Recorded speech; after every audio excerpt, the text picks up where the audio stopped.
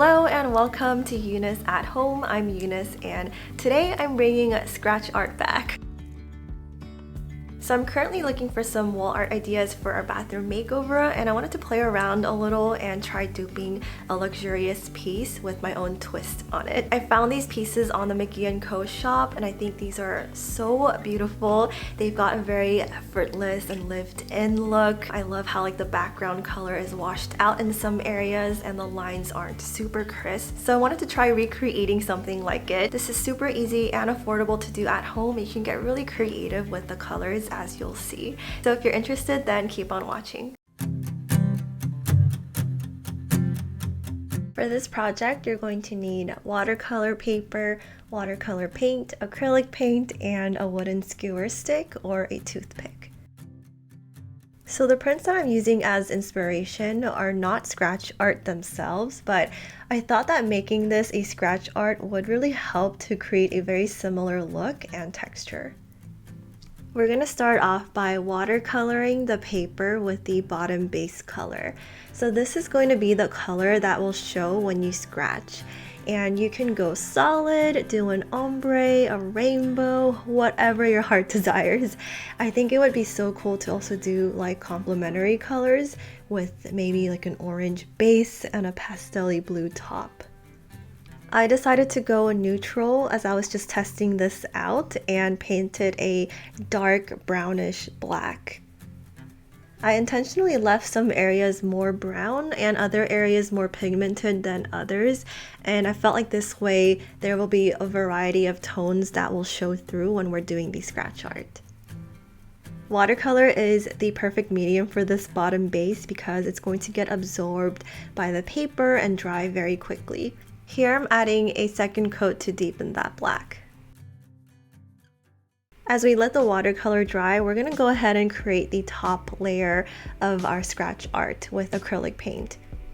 So I'm mixing all three primary colors here with white until I get a really nice beigey white. Mixing colors is one of the most therapeutic things ever. We just had a paint night at our place recently with friends, and that was actually what sparked this video idea because I hadn't held a paintbrush in a while and it was just so much fun to paint, and it really made me want to do another DIY video. So this next step is incredibly important because it's what's going to make the acrylic paint layer be able to be scratched off. So we're going to mix in an equal part of dish soap. I honestly just eyeballed it and added a few pumps into the paint mix and then swirled it around further. Then we're going to paint this over our dried watercolor base. Again, you can get very creative here. You can give it less coats in some areas to make it look more washed out, like the inspo pieces. You can add different colors in different areas. And I think this is what makes this art piece so fun. It's that you can get really creative with the colors and the layers. I kind of wish that I gave mine less coats on some areas to give it more depth and texture, but that's okay. If you've worked with acrylic paint, then you know that it dries quickly, and it still does dry very quickly even with dish soap in it. And if you want to dry it even quicker, then you can just go ahead and blow dry over it. Alright, now it's time to do some scratch art. I went with the floral design and tried recreating very similar flower petals. I love that I can go back and scratch some areas again to make thicker lines, and this just makes the drawing look more sketched and effortless instead of having the more printed crisp lines with the same thickness that you may see in digital line art. This was so satisfying to do, and now you can really imagine how fun it would be to add different colors beneath and get surprised when they show up. This artwork can be framed, but I think it would also look really good without one, just because then you can really see the textures of the scratches without the glass glare. And that's basically it for this scratch art. I kept going until I was happy with it, and then afterwards I framed it in this wooden frame that I got at Target, and here is how it turned out.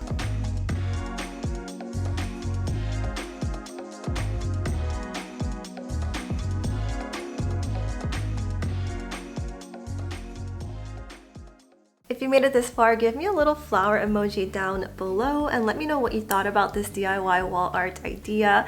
I love how easy it was to do. I'll make sure to link all of the supplies that I shared in this video down below. And if you enjoy wall art ideas, I'll gather all of the ones I have on my channel and also link them down below for you. Give this video a thumbs up if you enjoyed it and subscribe to this channel to see more home decor related videos from me. I'll be sharing updates about our bathroom makeover over here on my channel as well as over on my Instagram.